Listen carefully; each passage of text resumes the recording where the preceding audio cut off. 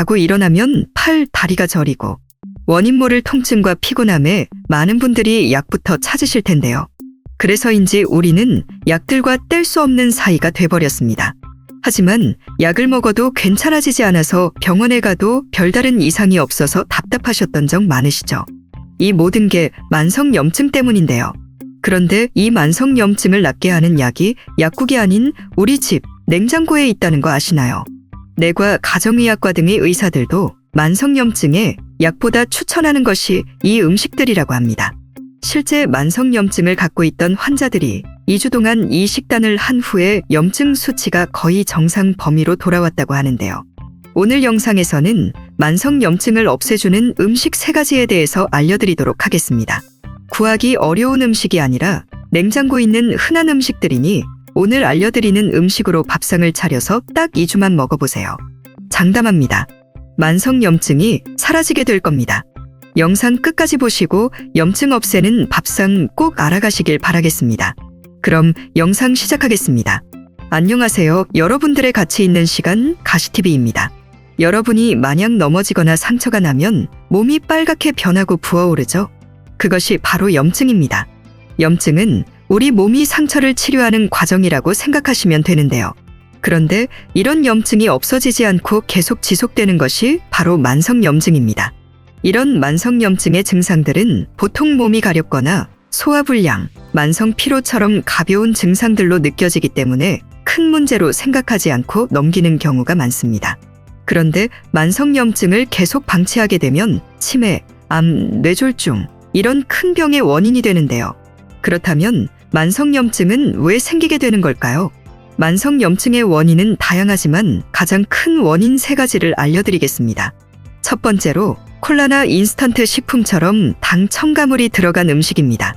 이런 첨가물이 들어간 음식을 먹게 되면 몸에서는 첨가물을 독소라고 생각하기 때문에 이런 물질들을 없애기 위해 염증 반응이 생깁니다. 먹는 음식만으로도 몸에서 나도 모르는 사이에 염증이 생기고 있는 거죠. 두 번째 이유는 몸속의 지방 때문입니다. 우리 몸에 필요한 영양분보다 많은 영양분이 들어오면 체내에 축적되고 살이 찌게 되죠. 특히 과식하면 뱃살이 가장 먼저 찌게 되는데요. 먹을 게 없던 옛날에는 뱃살이 부자의 상징이었지만 이제는 전혀 그렇지 않습니다. 뱃살과 내장지방 자체는 염증 물질을 분비하는 염증 덩어리라고 합니다. 많은 의사들이 만성염증에 대해서 제대로 정해 내리지 못합니다. 하지만 한 가지 확실하게 말하는 게 바로 이 복부비만입니다. 복부 지방에서 나온 염증 성분이 계속해서 조직에 상처를 내고 몸의 기능을 떨어뜨리고 심하면 암까지 일으키게 됩니다.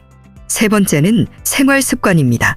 현대인들은 잘 움직이지 않고 운동도 부족한데요. 운동을 하지 않으면 체내 신진대사 기능이 떨어져 몸속에 염증 물질을 배출하지 못하고 계속해서 가둬놓게 된다고 합니다. 그렇게 되면 만성염증이 더욱 심해지게 됩니다. 이렇듯 우리 몸의 염증 반응을 일으키는 식품들의 섭취가 계속되고 운동을 하지 않으면 만성염증이 생기게 되는데요. 무서운 점은 만성염증은 증상이 크게 없기 때문에 가랑비에 젖듯이 우리 몸에 서서히 쌓이게 되고 이미 알아차린 뒤에는 큰 병이 생기고 난 뒤일 수도 있다는 겁니다.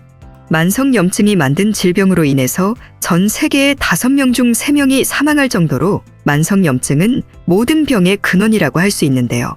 그럼 만성염증은 어떻게 치료해야 할까요? 미국 하버드 메디컬 스쿨에서 발표한 리포트에서 만성염증을 없애는 방법을 발표했습니다. 그중 가장 첫 번째로 있는 게 어떠한 약보다도 평소에 만성염증을 제거해주는 음식을 섭취하는 게 가장 중요하다고 하는데요. 이 음식들을 많이도 아니고 다 합쳐서 하루에 한 컵 정도의 약만 먹어도 충분히 만성염증을 줄일 수 있다고 합니다. 그렇다면 지금부터 의사들이 임모아 추천하는 만성염증을 제거해주는 음식들을 알려드리겠습니다. 첫 번째는 브로콜리입니다.